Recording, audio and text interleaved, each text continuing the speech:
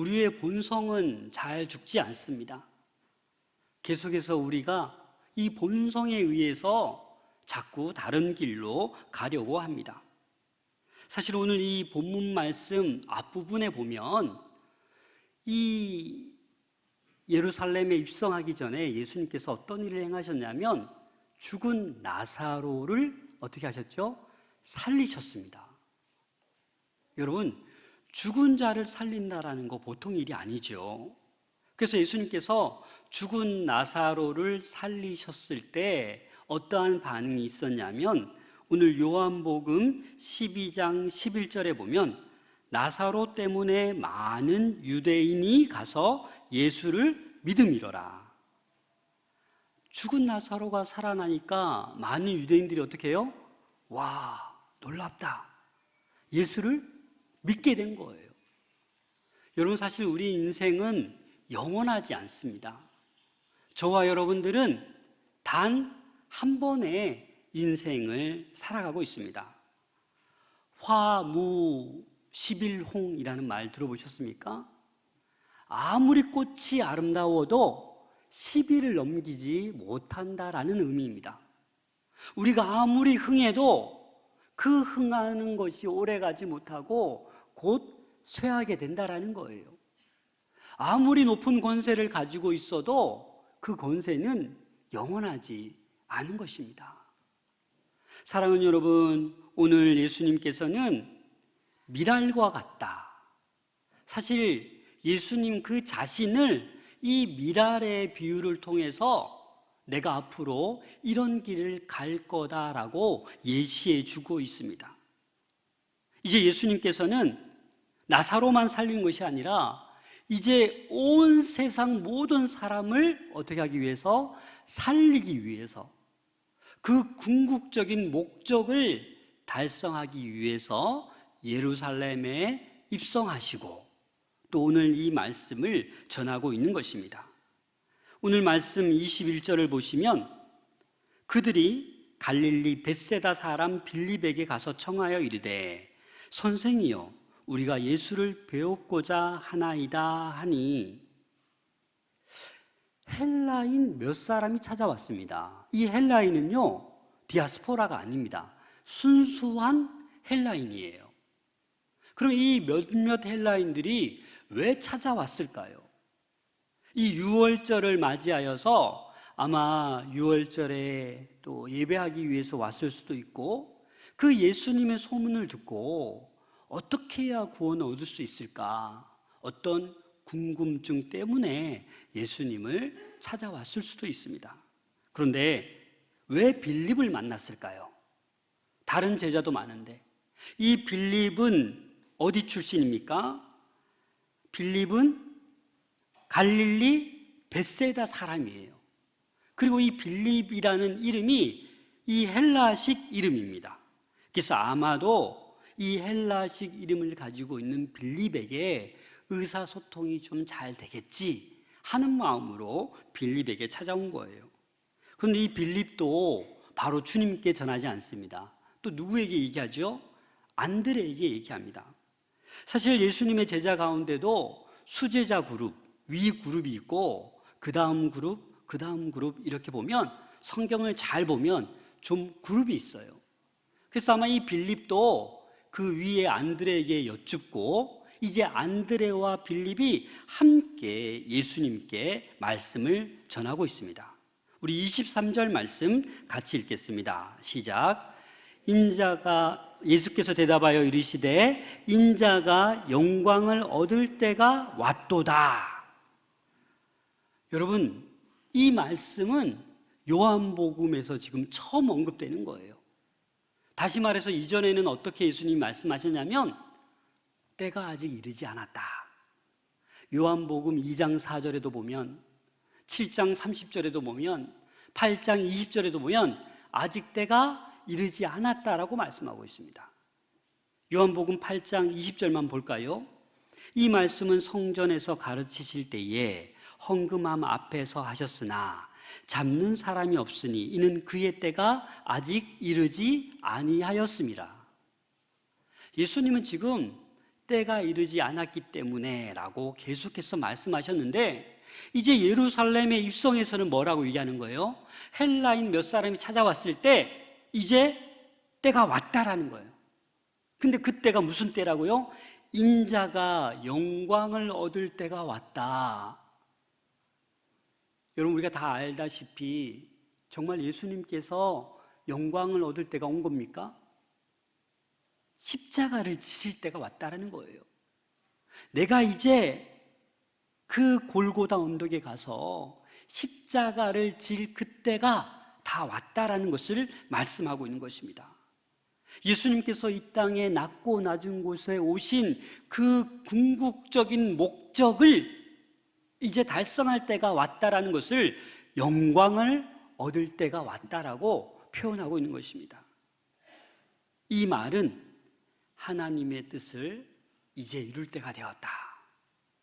이제 많은 사람들을 살리기 위해서 십자가의 길을 가실 때가 이르렀다라는 그 말씀의 표현입니다. 그리고 예수님은 그 십자가 죽음의 길을 오늘 이 본문 말씀 미랄 하나를 통해서 그 죽음이 어떠한 죽음인지 우리에게 알려주고 있습니다. 이 당시 팔레스틴 유대 지역에는 이 밀이 풍성했어요. 그래서 미랄을 예로 들고 있는 것입니다. 우리 24절 말씀 같이 읽겠습니다. 시작.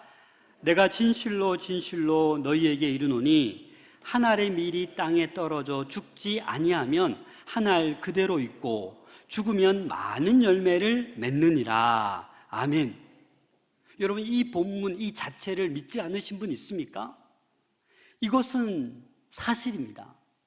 어떤 씨앗도 땅에 떨어져야 어떻게 해요? 열매를 맺게 되는 거예요. 제가 어렸을 때 이렇게 보니까 옥수수를 이렇게 묶어서 이렇게 말리거든요. 다 아시죠? 그 말려서 어떻게 합니까? 그 다음에 그 옥수수를 이렇게 알을 이렇게 뜯어서 땅에 이렇게 2개씩 심어요. 2-3개씩. 그럼 어떻게 됩니까? 거대한 옥수수가 쑥쑥 자랍니다. 예전에 이거 옥수수 삶아 먹지, 아버님 이거 삶아 먹으면 안 돼요 했더니 이거는 씨알 거다, 내버려둬라. 그런데 말라서 이거 죽은 것 같은데 땅에 떨어지니까 어떻게 해요? 생명이 솟아나는 거예요. 성도는 다른 말로 하면 죽는 사람이에요. 하나님의 백성은 죽는 사람입니다. 우리가 아무리 물질이 많고 배경이 좋고 기도를 많이 해주는 부모가 있을지라도, 좋은 믿음의 동력자들이 있을지라도 그것은 좋은 토양밖에 되지 않는 것입니다. 내가 죽어서 열매 맺을 수 있는 것은 나 자신이 할 수 있는 일이에요. 부모가, 동력자가 해줄 수 있는 일이 아니다라는 사실입니다. 사랑하는 여러분, 밀 하나가 땅에 떨어져 죽어야 자라서 열매를 맺듯이 우리는 어떻게 해야 됩니까? 죽어야 된다라는 겁니다. 그런데 신앙생활하면서도 우리는 죽으려고 하지 않습니다. 사실 무엇보다도 죽어야 될 부분들이 있습니다. 우리 갈라디아서 5장 24절입니다. 같이 읽겠습니다. 시작. 그리스도 예수의 사람들은 육체와 함께 그 정욕과 탐심을 십자가에 못 박았느니라. 아멘. 여러분, 저와 여러분들은 예수님의 사람입니다. 하나님의 백성입니다. 하나님의 택한 제자입니다. 그렇기 때문에 우리는 육체와 함께 정욕과 탐심을 어떻게 해요? 못 박은 거예요. 죽은 거예요. 그런데 우리는 이 정욕이, 이 탐욕이 삶 가운데 계속해서 불쑥불쑥 나오는 거예요. 그렇게 해서는 우리가 열매 맺을 수 없다라는 겁니다. 우리의 정욕, 우리의 탐심, 날마다 십자가에 못 박아야 되는 줄로 믿습니다. 사실 우리 하나님의 백성의 삶은 일평생 선교적 삶이 되어야 돼요. 꼭 해외로 나가서 파송된 선교사님들만 선교적 삶을 사는 게 아니에요.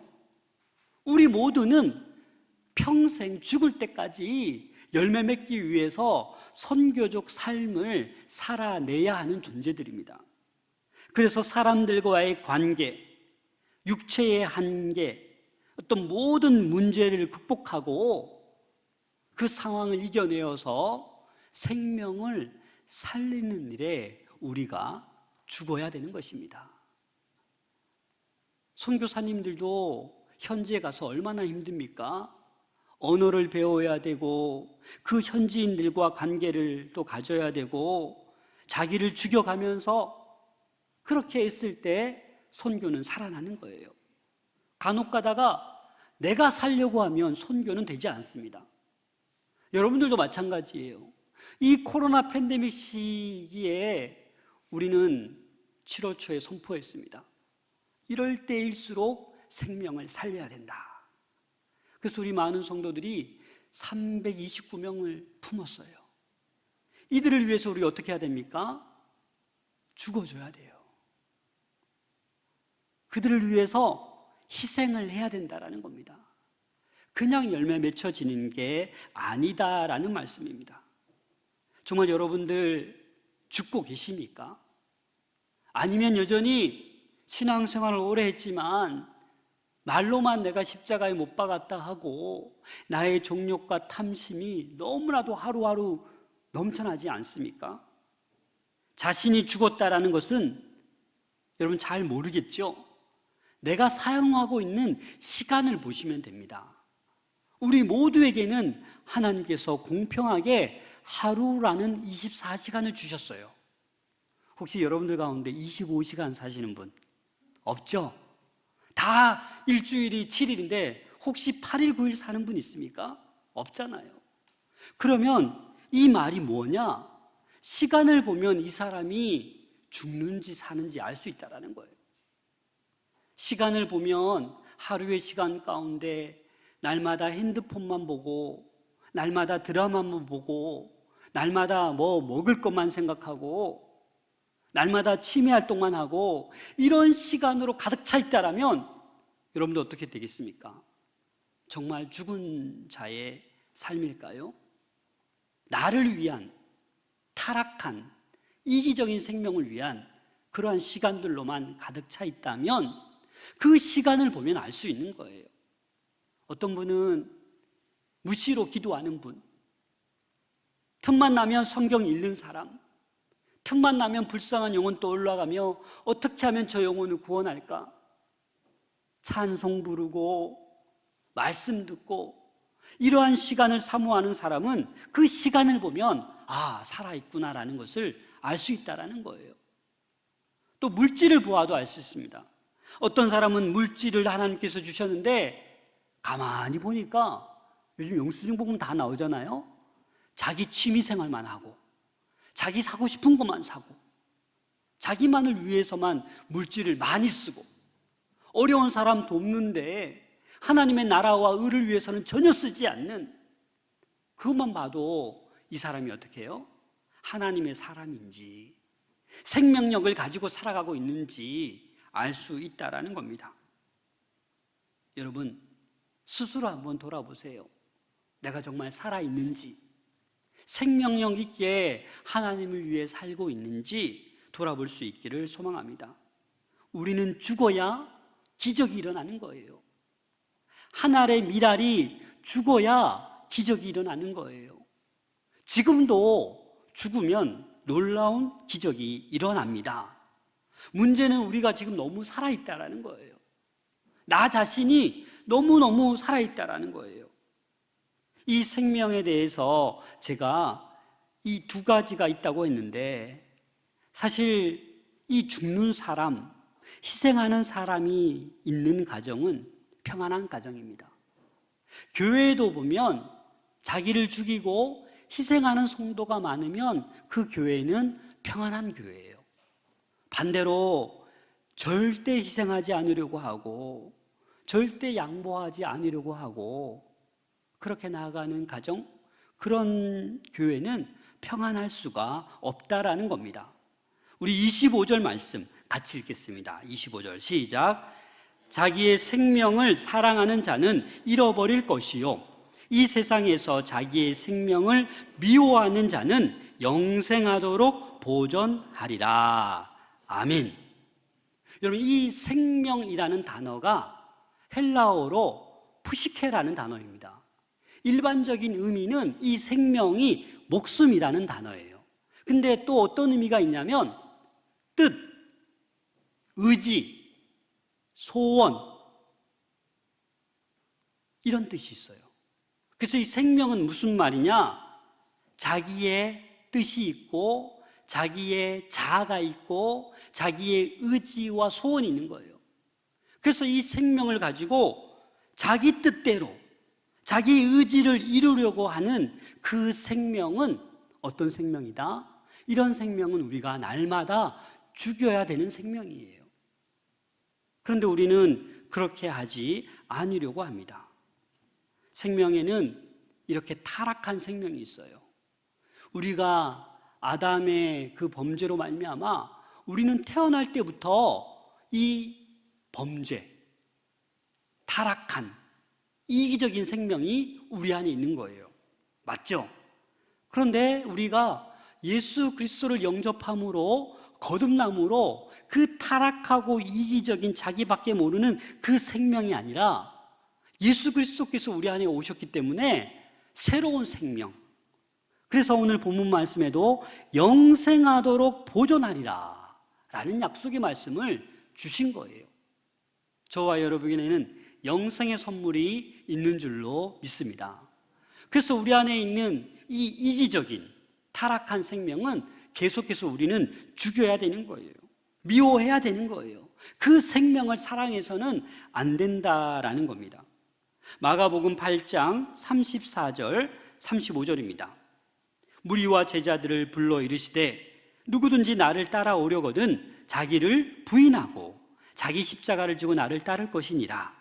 누구든지 자기 목숨을 구원하고자 하면 잃을 것이요 누구든지 나와 복음을 위하여 자기 목숨을 잃으면 구원하리라. 아멘. 우리가 주님을 따라가려면 자기를 어떻게 해요? 부인해야 되는 거예요. 나의 의지, 나의 뜻, 나의 자아, 나의 소원은 부인해야 돼요. 그래야 우리 안에 예수 그리스도의 생명으로 풍성해지는 놀라운 역사가 있는 것입니다. 우리 26절 말씀 같이 읽겠습니다. 시작. 사람이 나를 섬기려면 나를 따르라. 나 있는 곳에 나를 섬기는 자도 거기 있으리니 사람이 나를 섬기면 내 아버지께서 그를 귀히 여기시리라. 아멘. 저와 여러분들이 예수님을 정말 섬긴다면 예수님을 따라가는 거예요. 예수님께서 이 미라를 통해서 죽어야 된다라고 우리가 부정할 수 없는 그 자연의 법칙을 가르쳐 주셨잖아요. 그래서 우리는 날마다 죽어야 되는 겁니다. 그래서 나 있는 곳에 나를 섬기는 자도 거기 있으리니, 그 거기가 어디입니까? 갈보리, 십자가, 언덕이에요. 여러분, 우리 주님께서는 이 땅에 오셔서 낮고 낮은 곳에 오셨어요. 공생의 삶을 다 살펴보면 늘 겸손하셨어요. 늘 약자 편에 서 있었어요. 우리들도 이 땅 살아가면서 거기에 있어야 되는 줄로 믿습니다. 죽이며 희생의 자리뿐만 아니라 섬김의 자리에 우리는 있어야 돼요. 그런 사람을 우리 하나님 아버지께서 어떻게 여기신다? 귀히 여기신다. 여러분, 우리 기독교의 진수는 죽는 것입니다. 뭐니 해도 예수님이 우리를 위해 죽으신 것처럼 사실 우리도 죽는 것이 기독교의 진수입니다. 여러분들 죽지 않으려고 너무 애쓰지 마세요. 사실 사는 것도 중요하지만 요즘은 뭐예요? 아름답게 죽는 거 더 귀합니다. 하지만 그 죽는 순간에만 아름답게 죽는 것이 아니라 하루하루 우리는 죽어야 되는 줄로 믿습니다. 여러분, 모세를 보십시오. 출애굽기 32장 32절입니다. 그러나 이제 그들의 죄를 사하시옵소서. 그렇지 아니하시오면 원하건대 주께서 기록하신 책에서 내 이름을 지워버려 주옵소서. 여러분, 이게 가능합니까? 이스라엘 백성이 그 잠시 동안을 참지 못하고 금송아지 우상을 만들었어요. 그래서 하나님께서 벌하시려고 하니까 하나님, 그들을 사하여 달라고, 내 이름을 그 책, 생명책에서 지워버리고 그들을 살려달라고. 그럼 어떻게 기도할 수 있겠습니까? 이런 바울은 어떻게 했습니까? 로마서 9장 3절 같이 읽겠습니다. 시작. 나의 형제 곧 고륙의 친척을 위하여 내 자신이 저주를 받아 그리스도에게서 끊어질지라도 원하는 바로라. 아멘. 이런 바울은 또 뭐라고 합니까? 내 형제, 내 고륙의 친척을 위해서 나는 저주받아도 괜찮습니다라는 거예요. 저들만 구원할 수 있다라면 나는 저주받아서 끊어져도 된다라는 거예요. 그래서 바울이 고린도전서 15장 31절에 뭐라고 고백했습니까? 나는 날마다 죽노라. 여러분, 그냥 한 말이 아니에요. 날마다 자기 욕심대로, 자기 정욕대로, 탐심대로 날마다 그렇게 살다가 마지막 죽는 순간에만 죽으면 됩니까? 사랑하는 여러분, 바울의 고백처럼 우리가 가정에서, 직장에서, 교회에서, 사회에서 날마다 죽으시기를 소망합니다. 그래서 이제 우리가 날마다 죽어야 될 것은 그 이전에 타락한 생명, 이기적인 생명, 그 탐심, 종욕으로 가득한 그 생명은 날마다 죽이고, 우리 안에 예수 그리스도로 말미암은 그 생명으로 인하여 여러분들이 땅에 떨어져야만 합니다. 씨가 땅에 떨어져 접촉을 해야 이제 열매를 맺게 되는 거예요. 우리 교회 안에서만 머물지 마시고 아직 믿지 않는 자들과 접촉을 하세요. 만나세요. 섬기세요. 손해를 보세요. 희생을 하세요. 그렇게 해야 우리 안에 있는 생명이 놀라운 활동을 일으키고 나눔을 하고 충만하게 되고 이 생명은 확장되어 갈 줄로 믿습니다. 번성해 갈 줄로 믿습니다. 사랑하는 여러분, 나를 죽이세요. 가정에서도 나를 죽이면 사는 거예요. 안 그렇습니까? 신앙생활 하면서도 여러분, 나를 죽이시면 됩니다. 신앙생활 하면서도 나를 죽이지 못해요. 나의 자아가 살아야 돼요. 나의 의지가 통과되어야 돼요. 나의 뜻만이 이루어져야 돼요. 그러다 보니까 교회가 평안하지 않을 수 있는 거예요. 가정에서 내가 희생하면 남편이 살고 아내가 삽니다. 그렇지 않나요? 내가 희생하면 우리 자녀가 사는 거예요. 그런데 우리는 연약해서 내가 죽으면 되는데 죽기를 싫어하는 거예요. 그래서 가정에도, 직장에도, 학교에도, 이 교회에도 나도 모르게 다툼이 일어나게 되는 것입니다. 사랑하는 여러분, 그리스도와 함께 죽읍시다. 날마다 죽읍시다. 그게 사는 길이요, 그게 놀라운 생명을 확장시키고 번성시키는 길입니다.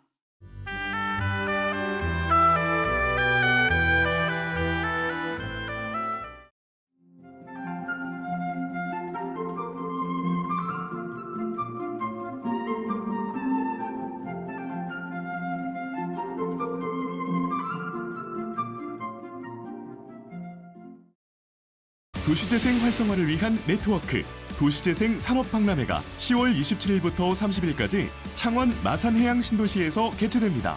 공공기관과 민간기업이 함께 교류하는 장으로서 도시재생 산업을 도모하기 위한 다양한 프로그램이 열리는 대한민국 도시재생 산업박람회에 많은 참여 바랍니다.